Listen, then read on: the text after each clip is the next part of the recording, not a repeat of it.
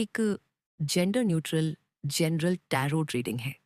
चाहे आप मेल हो या फीमेल, ये रीडिंग उन सब के लिए है जो जानना चाहते हैं वो अभी क्या सोच और महसूस कर रहे हैं।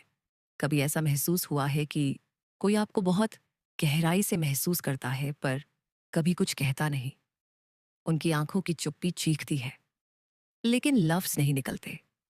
इस रीडिंग में कुछ ऐसा निकल कर आया है जो वो शायद कभी खुद नहीं कहेंगे, लेकिन कार्ड सब बोल रहे हैं। उनका बीता हुआ दर्द और आज की जंग।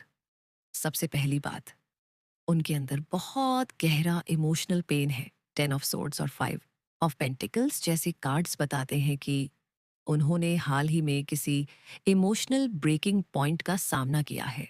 शायद किसी रिश्ते का पेनफुल एंड, किसी अपनों की दूरी, या फिर खुद से एक जंग।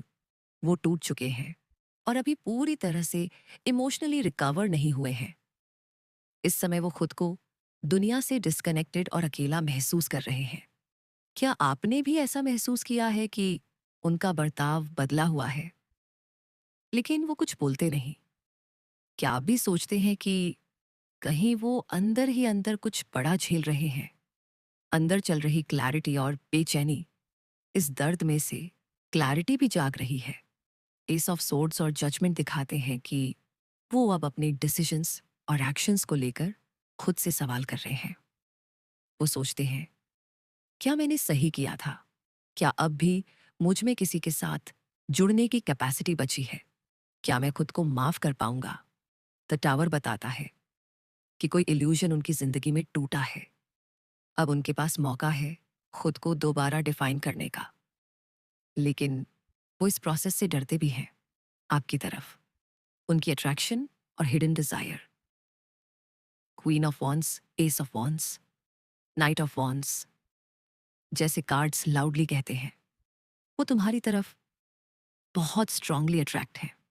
तुम्हारी एनर्जी में उनको वो स्पार्क दिखता है जो अन को बार बार खींचता है, डिस्टर्ब करता है और शायद डराता भी है। तुम्हारे साथ एक इंटेंस फिजिकल और एनर्जेटिक पुल है, जैसे एक पल में शांति और अगले पल वाइल्ड फायर। क्या आपने कभी फील किया है कि जब आप नजरें मिलाते हो तो वो नजरें कुछ छुपा रही होती हैं? क्या कभी उनके पास आकर भी वो दूर लगते हैं? उनके ट्रस्ट इश्यूज और अंदर के डर, साथ ही साथ उनके अंदर कंफ्यूजन और ट्रस्ट इश्यूज भी एक्टिव है।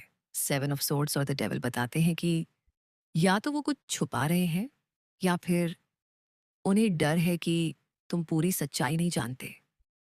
वो खुद को इमोशनल तौर पर सेफ रखने की कोशिश करते हैं। कई बार वो अपने ही टॉक्सिक थॉट पैटर्न्स में फंसे रहते हैं, जैसे जेलसी, इनसिक्योरिटी या fear of abandonment. Queen of swords की एनर्जी कहती है कि वो खुद को इमोशनली कट ऑफ रखते हैं ताकि कोई उन्हें दोबारा हर्ट ना कर पाए। हिडन क्लू कुछ ऐसा भी है जो वो खुद से भी छुपा रहे हैं। उनकी अंदरूनी वर्ल्ड में बहुत कुछ दबा हुआ है जो सरफेस पर नहीं आता, लेकिन वही एनर्जी कार्ड्स में बार बार रिफ्लेक्ट हो रही है। क्या कनेक्शन अब भी जिंदा है? 2 ऑफ कप्स, 6 ऑफ कप्स और द स्टार कहते हैं तुम्हारे साथ उनका बॉन्ड सिर्फ अट्रैक्शन नहीं, ये सोलफुल कनेक्शन है। वो तुम्हें याद करते हैं, शायद तुम्हारी बातों को, तुम्हारी एनर्जी को, या उन पलों को जो अधूरे रह गए थे। वो सोचते हैं, क्या ये इंसान ही मेरी हीलिंग है? क्या मैं इनके साथ दोबारा जुड़ सकता हूँ? डिसीजन पॉइंट, अब आगे क्या? 2 of wands, 3 of wands, the fool, the world और टेम्परेंस बताते हैं वो अब क्रॉस रोड्स पर हैं। एक रास्ता उन्हें कंफर्ट में रखता है, वहीं जहां वो इमोशनली सेफ महसूस करते हैं। दूसरा रास्ता रिस्क से भरा है, लेकिन दिल वहीं खींचता है। वो सोचते हैं, क्या मुझे दोबारा कोशिश करनी चाहिए? क्या मैं खुद को बदल सकता हूँ? क्या ये कनेक्शन अब भी बचा है? टेम्परेंस बताता है कि अभी वो बैलेंस सीख रहे हैं।